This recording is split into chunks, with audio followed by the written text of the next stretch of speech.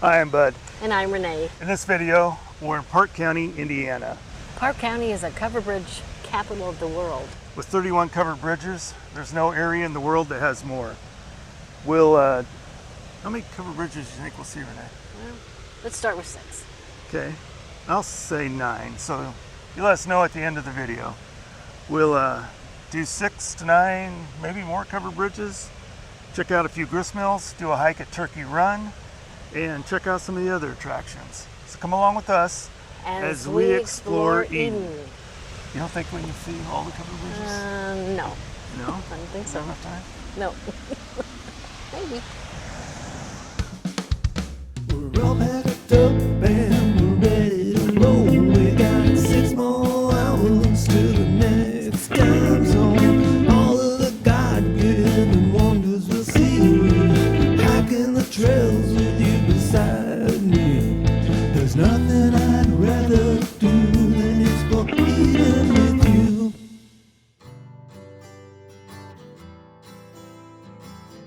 Parke County lies in the west central area of Indiana.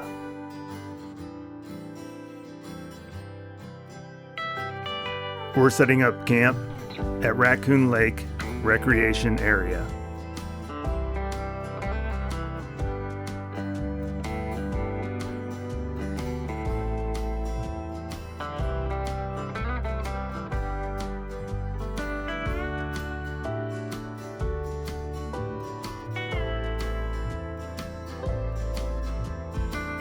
We'll go over the campground details later in the video, but our first day is going to be spent in the northern area of the county.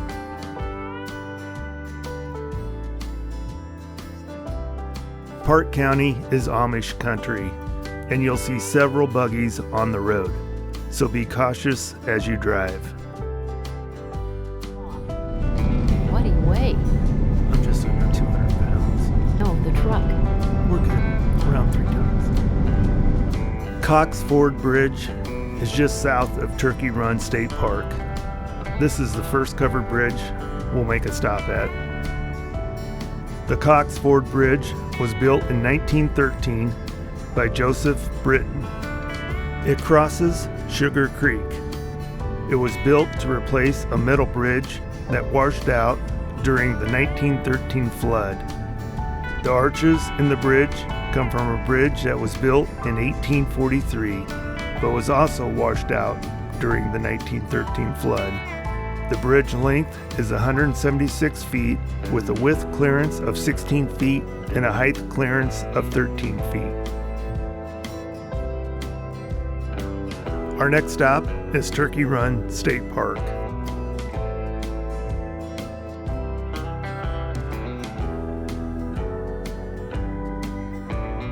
We'll grab a trail map at the Nature Center, then make our way to the suspended bridge. Turkey Run State Park covers 2,382 acres. You can canoe or kayak on Sugar Creek, go horseback riding, enjoy the Olympic-sized pool, but hiking is the most popular activity within the park. To get to most of the park's 14 miles of trails, you'll cross Sugar Creek via the suspension bridge. The bridge was built in 1918 and has a total length of 202 feet.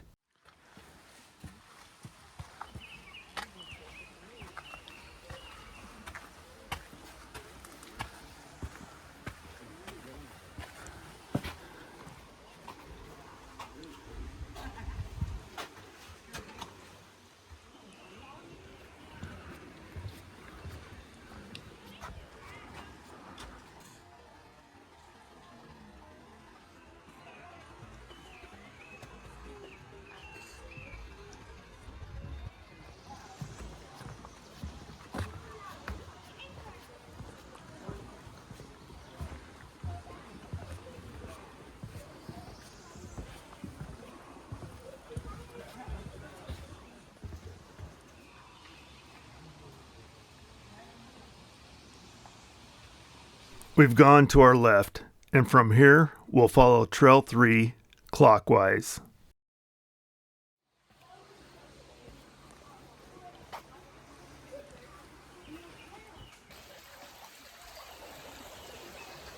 Once you cross the suspended bridge, the Trail 3 loop is 1.7 miles. It is considered very rugged.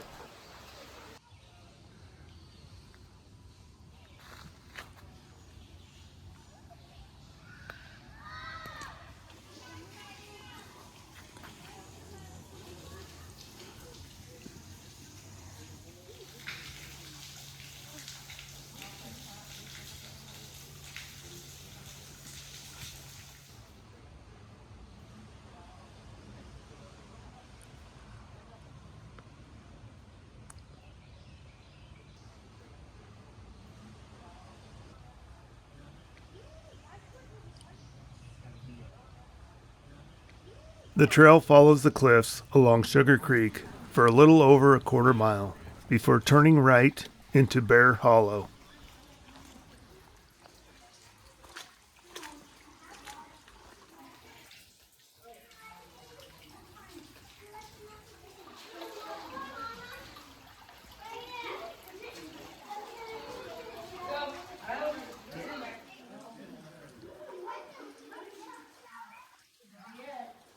When you reach the end of Bear Hollow, there are 3 ladders with 140 steps to ascend up out of the hollow.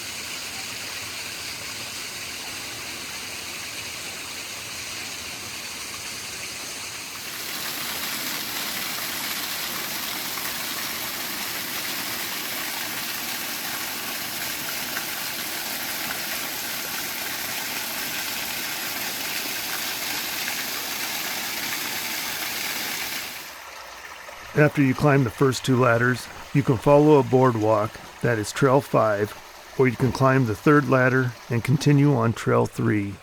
We continued on Trail 3.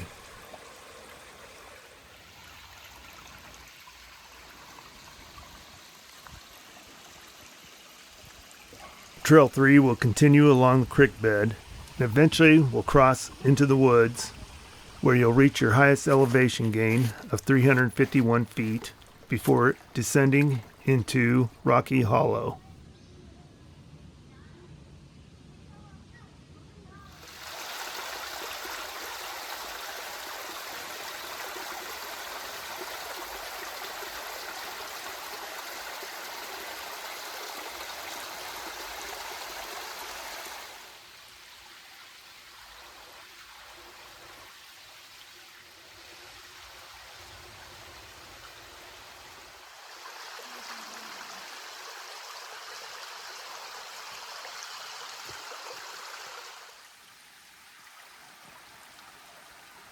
We're entering the Punch Bowl area of Rocky Hollow. It's one of the most popular areas of the entire trail.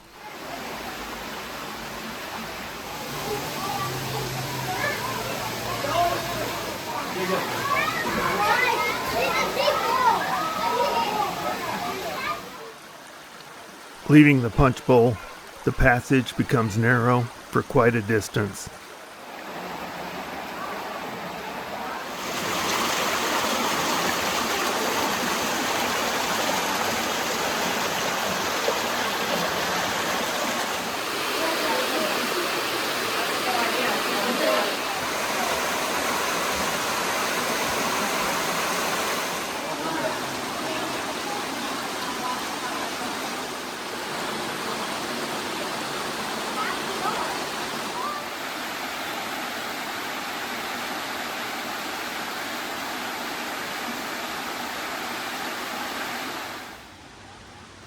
Once you traverse the last waterfall, the canyon begins to get wider and deeper.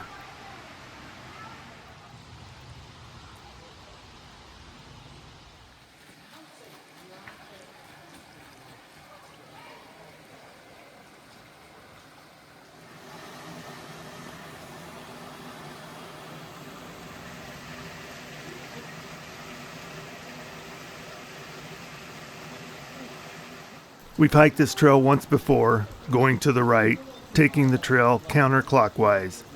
We would recommend hiking the trail counterclockwise, as it is easier to go up the wet rocks in Rocky Hollow than it is coming down.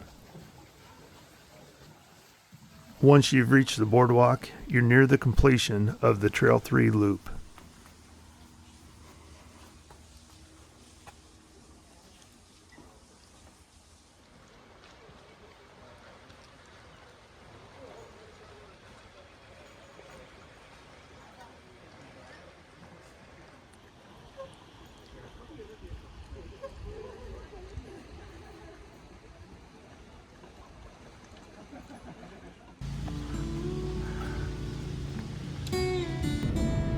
Now that was an adventure. The Turkey Run Inn has 74 rooms, a restaurant, indoor heated pool, playground, 20 cabin rooms, and 3 cabins.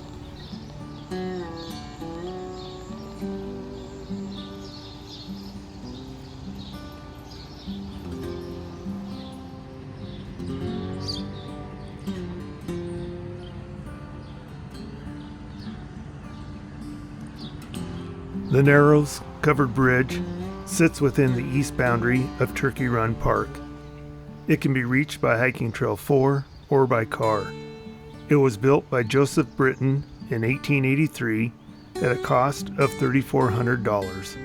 It is 121 feet long, 16 and a half feet wide, and has a height clearance of 12 and a half feet.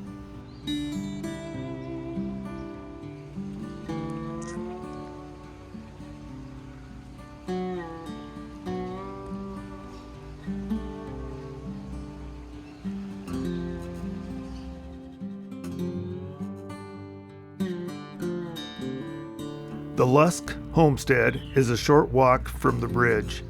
The Lusk family acquired land here in 1825. They would build a grist mill on Sugar Creek in 1829, and the Lusk home was completed in 1841. The home remains and sits within Turkey Run Park.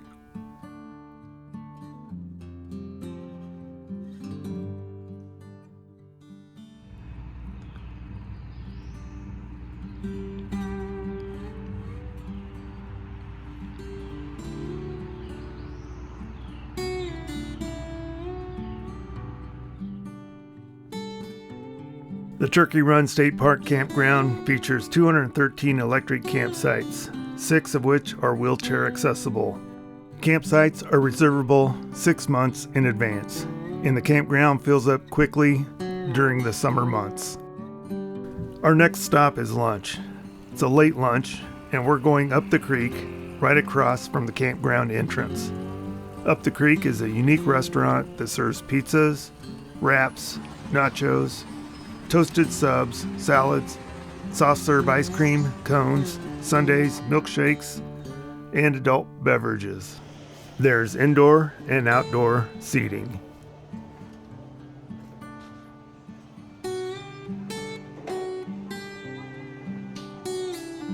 There are different games set up throughout the outdoor seating area. Their hours are seasonal. They're open 9 a.m. to 8 p.m. during our stop in mid-June. And our pizza was pretty good.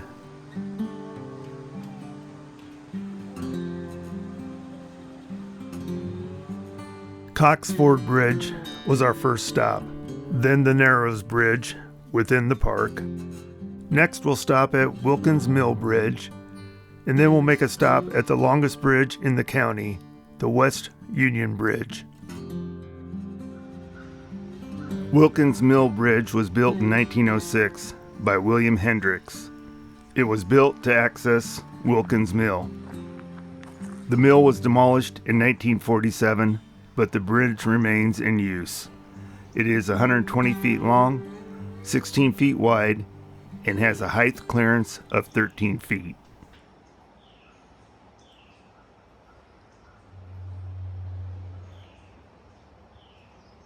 We're heading south on Highway 41, and American flags are mounted on the electrical post for miles.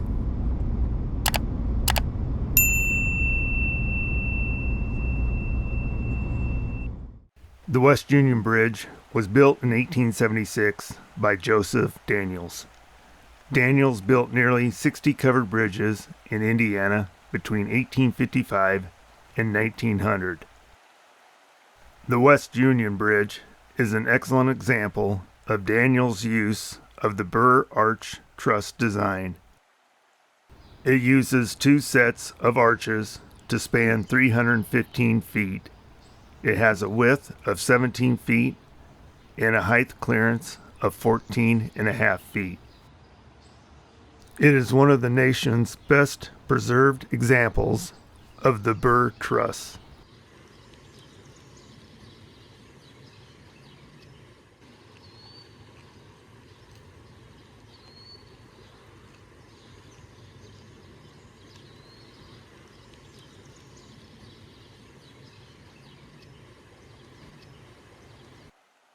The first bridge built in this location was used for stagecoach traffic. The Indiana State Legislature established the state highway route in 1827, and this bridge location was on the route that was extended from Fort Wayne to Terre Haute. The barn swallows became fascinated with the drone, so we slowly brought it in and decided to call it a day.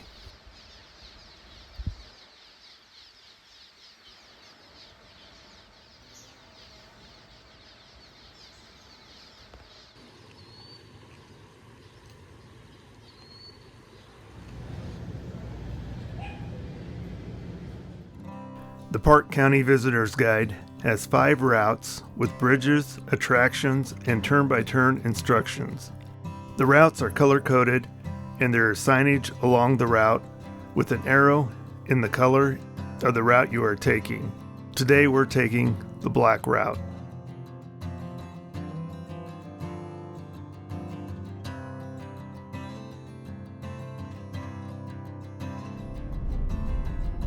The first bridge along this route is Cox Bridge.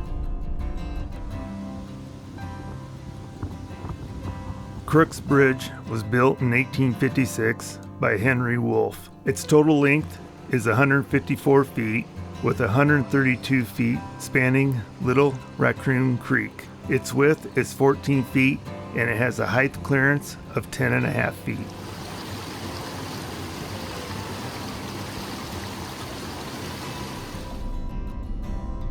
The next bridge along the route is McAllister Bridge.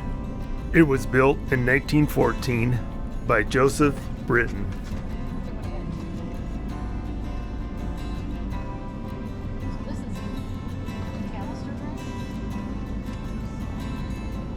Bridge? It has a total length of 126 feet, a width of 13.5 feet, and a height clearance of 10.5 feet.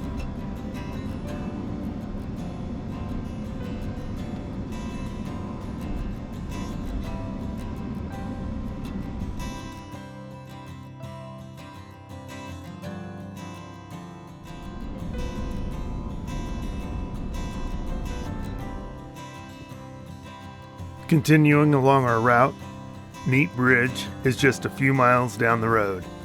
It sits about 70 feet off the road. It was built in 1904 by J.J. Daniels.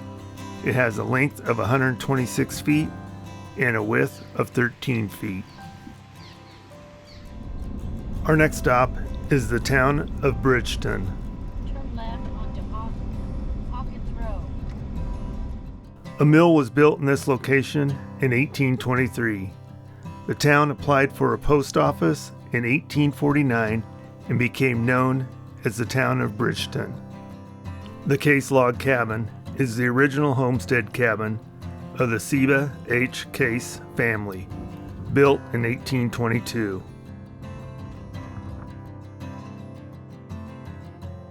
There's the 1878 house and barn and several historic buildings in the town. There's also some unique little shops.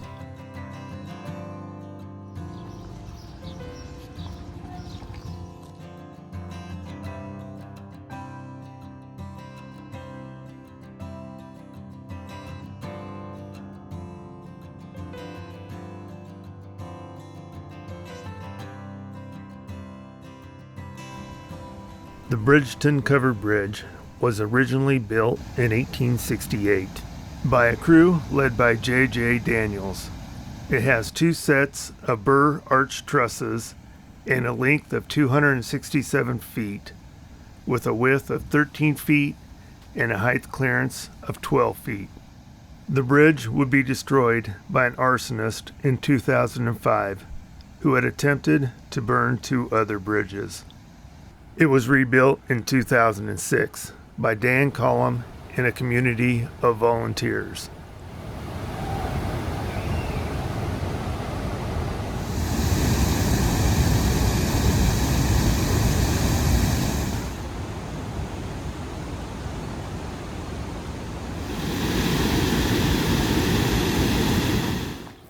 The Bridgeton Mill has been producing fresh stone ground flour for more than 150 years.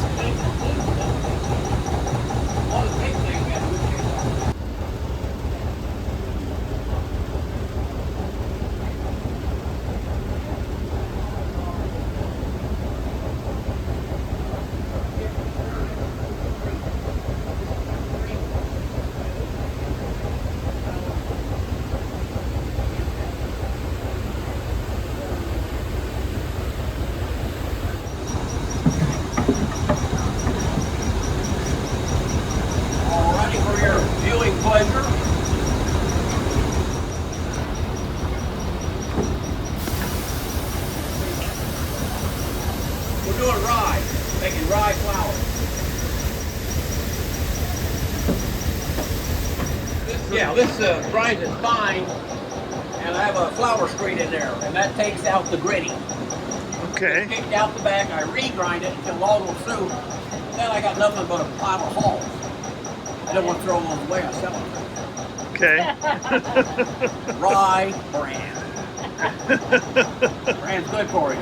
Yeah. Makes a happy cold. Also, there's, Where do you get your rye? Amish. Locally here or? Yes, well, up that way, but it's in Parke County.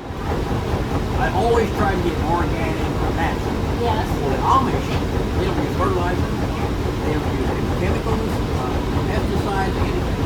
They don't add, and they don't add any fertilizer, just what falls out of the forest. So, you can't get more natural than what I'm getting in the Amish.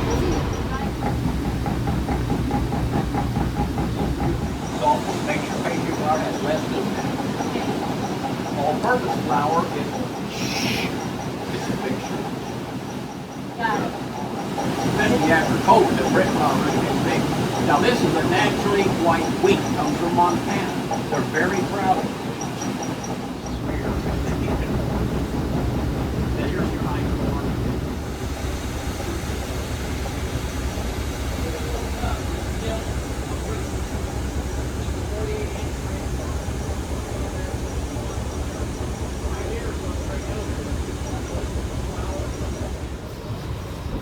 That's what you get. Some spelt flour and all-purpose flour. Cool. We grabbed lunch at the mill, a sandwich on a fresh bun, sitting on a covered deck by the dam and covered bridge. It doesn't get any better than that.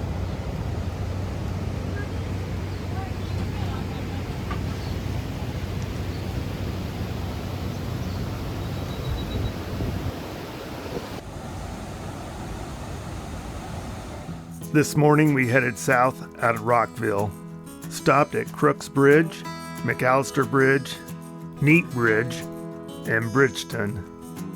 Now we're going to head east to the town of Mansfield.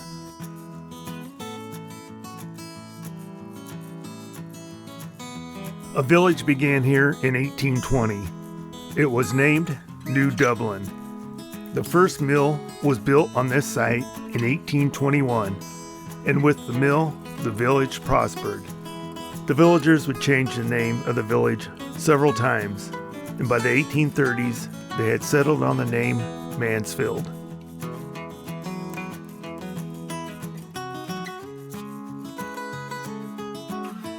The mill would have several owners. The most significant was Jacob Rome. He bought the mill in 1875, tore it down, and rebuilt it to have the best mill technology of the day. In 1929, Rome's two sons sold the mill, and it would have several owners over the next 70 years. In 1995, the Dalton and Hutchison families donated the mill to the Indiana DNR. Significant restoration work was begun in 1998 and completed in 2005. Much of the original water power equipment, including the turbine, swing sifter, roller stands, and bucket elevators, still operate. The mill is managed by the Raccoon State Recreation Area and is open for the Mansfield Mushroom Festival in April and the Parke County Covered Bridge Festival in October. Check their website or call for dates.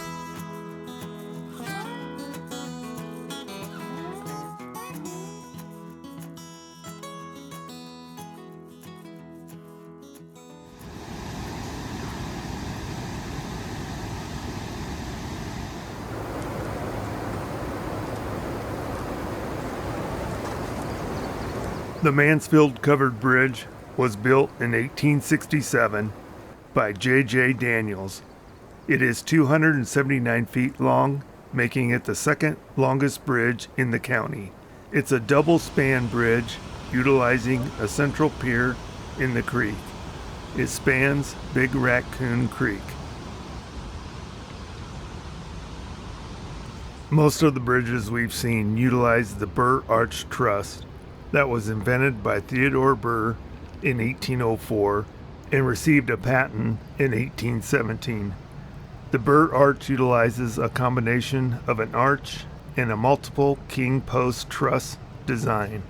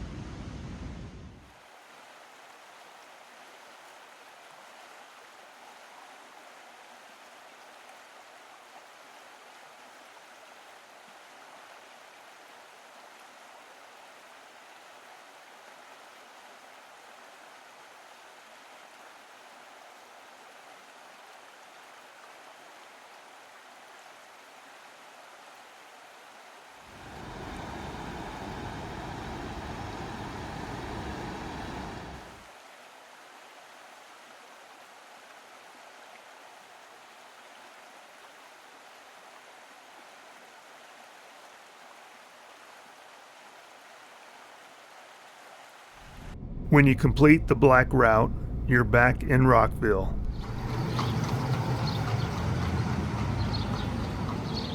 Rockville is the county seat of Parke County and the largest town in the county, with a population of 2,500. The town was founded in 1824. The Parke County Courthouse was built between 1879 and 1882.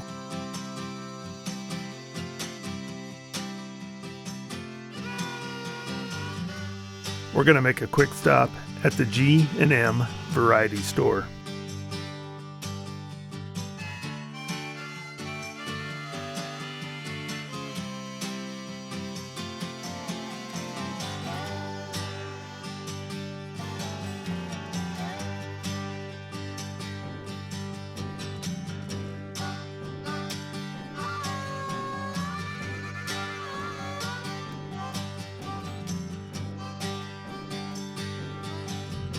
G&M was definitely a variety store. The Rockville 1883 depot serves as the Parke County Visitor Center. If you need any information or maps of Parke County, make this your first stop. We found everything we needed during our stay in Rockville.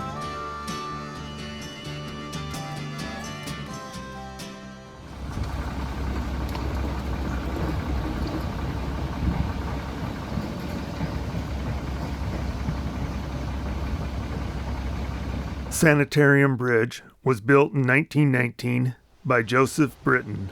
It has a total length of 170 feet. The bridge was built to get coal to the Indiana State Sanitarium. The coal mine was a few miles away. The sanitarium used the coal for heat and for its power plant.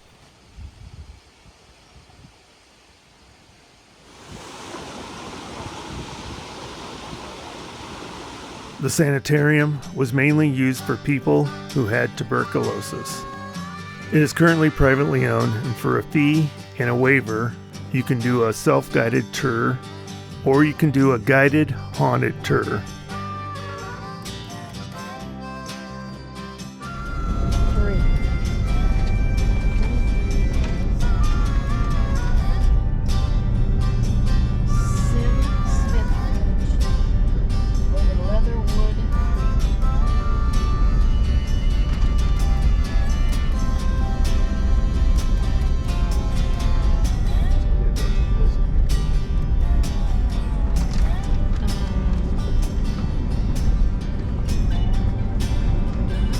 The Smith Bridge was built in 1883 by Joseph Bridgeton. It is 84 foot long, but this isn't the bridge that brought us to this location.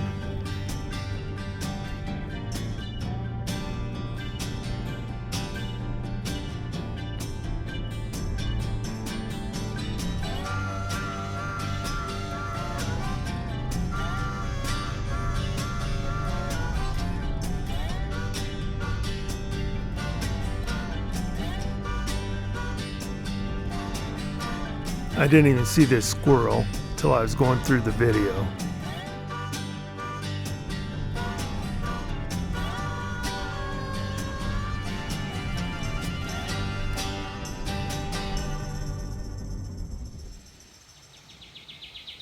The Phillips Bridge was built in 1909 by Joseph Bridgeton. It is 43 feet long. It is the shortest covered bridge in Parke County. Its design does not use a burr arch. It utilizes the King Post Truss. It crosses Big Pond Creek.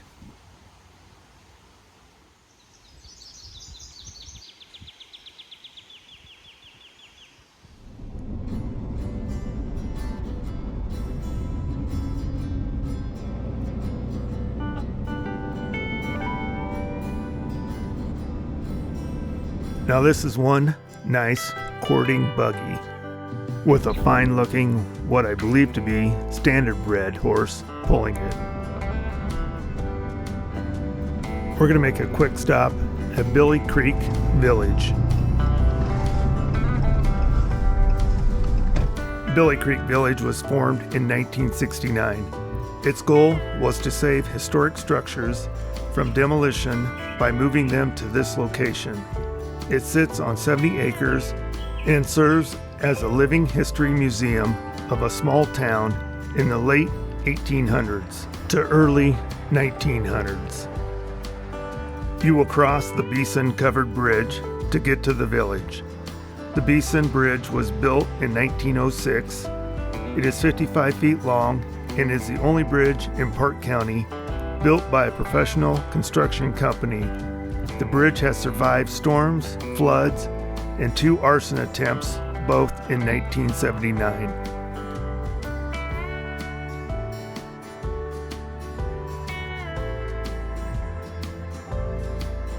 The Beeson DePlanty log cabin was built in the 1830s in Parke County. Dale DePlanty gave the cabin to the village in 1969. It was moved 10 miles from its original location.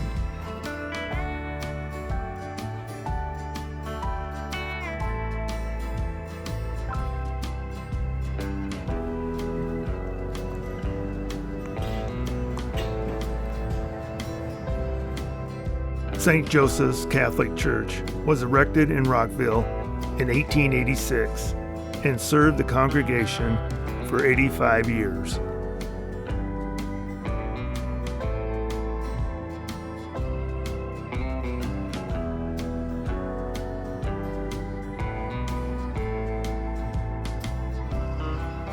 Gabler Cafe serves fresh brews, cream sodas, and homemade baked goods.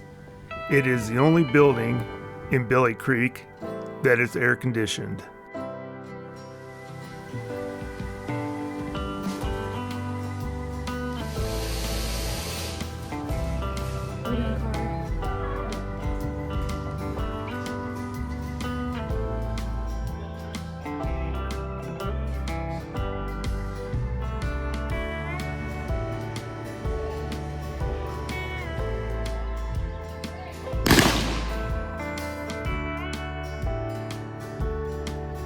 Cox Ford Schoolhouse was built in 1913.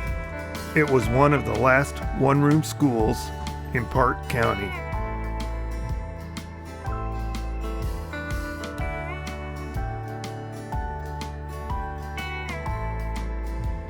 Grades 1 through 8 would study under the direction of a single teacher who was typically paid $40 to $45 per month in 1913.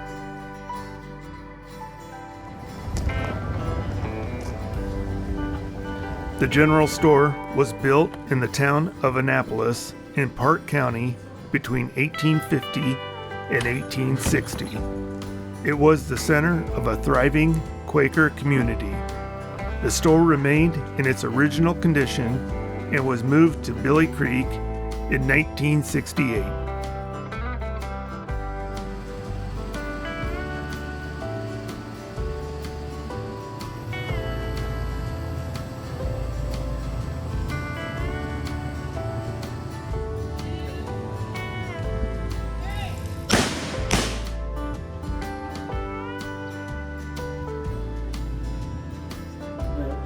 Those would be the hinges for the doors. So it would make that metal ring that would go around a wood wagon wheel? Yes. And you turn these two nuts and you just keep doing that to get your circular motion of what you're wanting. Those are templates for the wheelwright, coming from the wheelwright.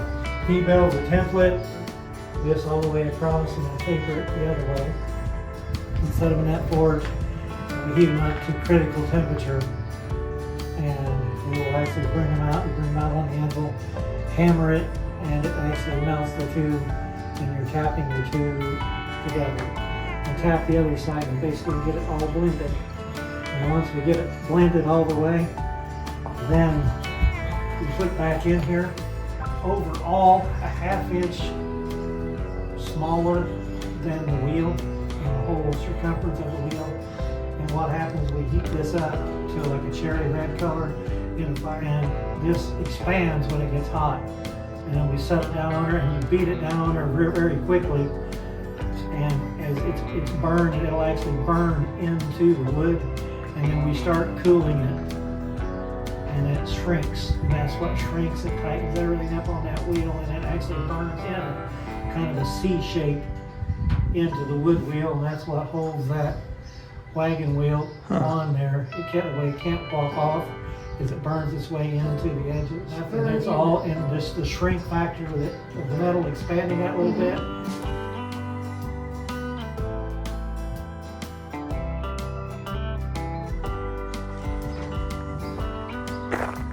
The barn was built in 1860. It was one of the few barns to be built in Parke County during the Civil War. The complete framework is hand-hewn and held together with wooden dowels.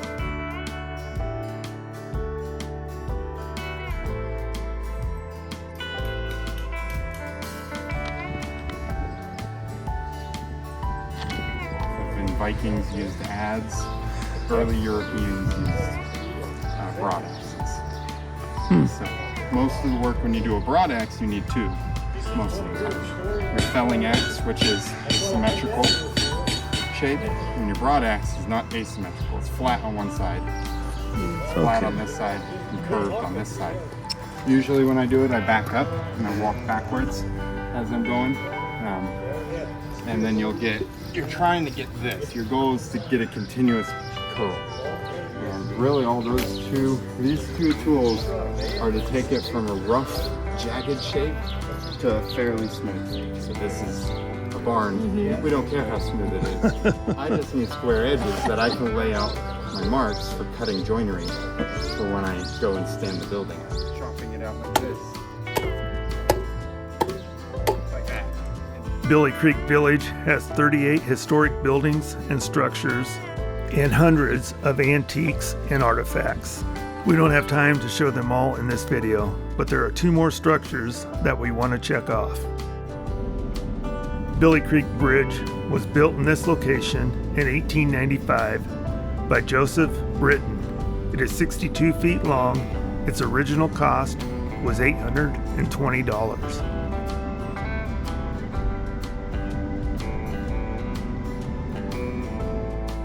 On our way to the last structure, we stopped at the Civil War farm. It was a farmstead that was built during the Civil War and is completely furnished from the 1860s.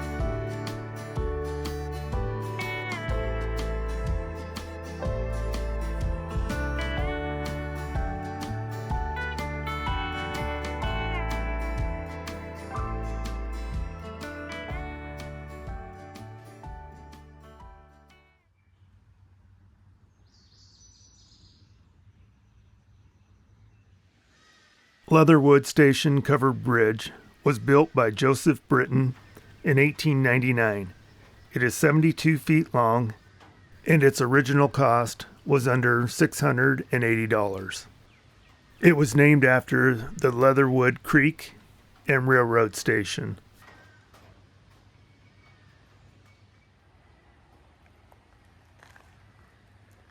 You can really hear the metal roof heat up and expand.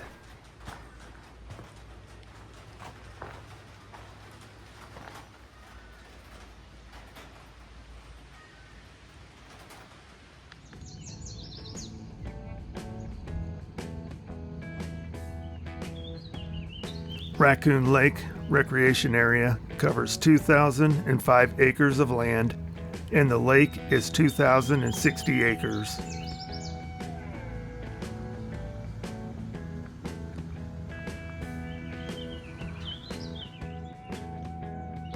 There are 10 picnic shelters with fireplaces, electric outlets, and plenty of picnic tables. The area has an archery range, basketball courts, volleyball courts, swimming beach, and 5 boat ramps. The campground has 240 campsites with electric, 37 non-electric, and 35 primitive. Electric sites are $30 per night. And the campsites have large concrete pads with a picnic table and fire ring. Raccoon Lake Recreation Area worked out great for our visit. It's close to Rockville, and it's an easy drive to all the sites that we wanted to see. The park and campground are clean and maintained very well. We would definitely recommend Raccoon Recreation Area for anyone looking for a spot to camp in Parke County.